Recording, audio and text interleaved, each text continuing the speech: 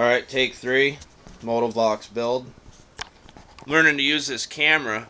I gotta be careful about turning it because YouTube updated their editing settings and you can't rotate the videos. So if I turn this around, and you may have seen my first video, you can't edit that anymore. So back to this.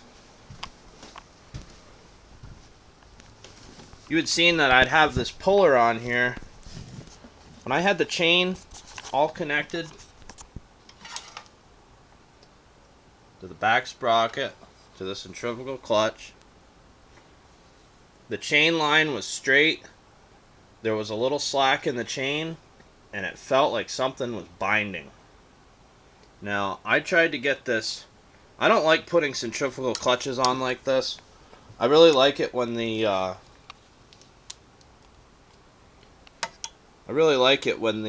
teeth are on the outside. But unfortunately, with this situation that I have here, I can't do much about the fact that the rear sprocket is where it's mounted on the wheel. I could put a spacer in there. I could, how would you say, splay the rear of the bike, but it's just too much. I'm already kind of went over my head with this and the engine plate. So I'm pulling the clutch back off because the it feels like it's binding. The back wheel bearings are fine. I thought that might have been the issue. Front wheel bearings are fine. All spin, no resistance. So I don't like hammering on crankshafts. If I can use the appropriate tool, I will. So that's why I have a 3-way puller on here.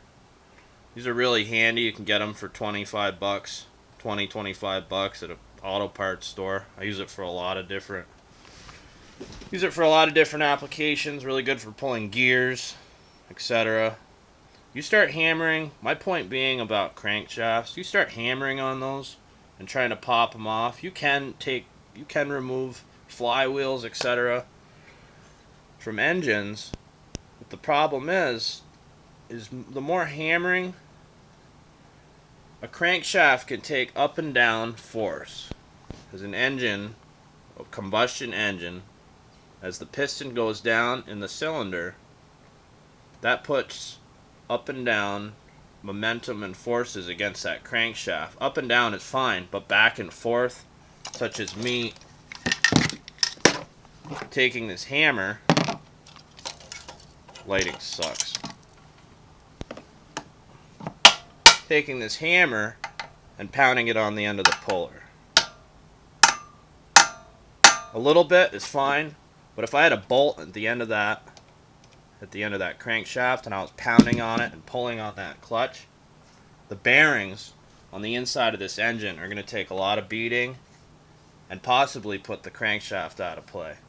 There's a lot going on with these engines. You can't just pound on them like that. A little bit of distortion in that crankshaft, 100 miles down the road, crank bearings spent, engine spent. And this is an engine that was a really cool score because it's a Honda. It's not a cheapo off Harbor Freight. You know, I'm gonna do a little bit of I'm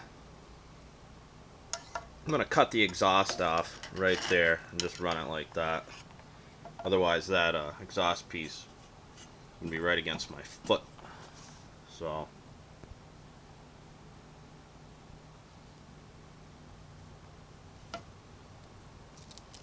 the other thing going on is I've had to run PB Blaster.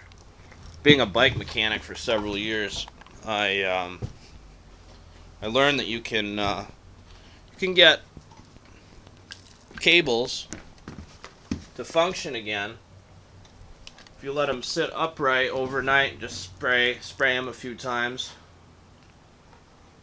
down in there. PB Blaster with the little red nozzle attached to it, of course. It'll float down in there. They don't always unseize, but they will eventually. Sometimes you have to pull the cable all the way out. And that's a good thing to do, because sometimes cables rust, and and if they're rusted inside of a cable, that's going to cause a lot of resistance. If they break, the cable will start coming apart, and with a throttle on a bike, any kind of a bike, a snowmobile, a three-wheeler, four-wheeler, any type of off-road equipment, you don't want a throttle to stick. A throttle sticking is really dangerous. So without making this too much of a editorial about engines and safety and all the useless things that you could ever... I'm just kidding. I'm going to pull this off. I'm going to check it out. And not having a cameraman's kind of a bitch, but, you know, I'll make do. I want to pull that off, and I'll get back to you.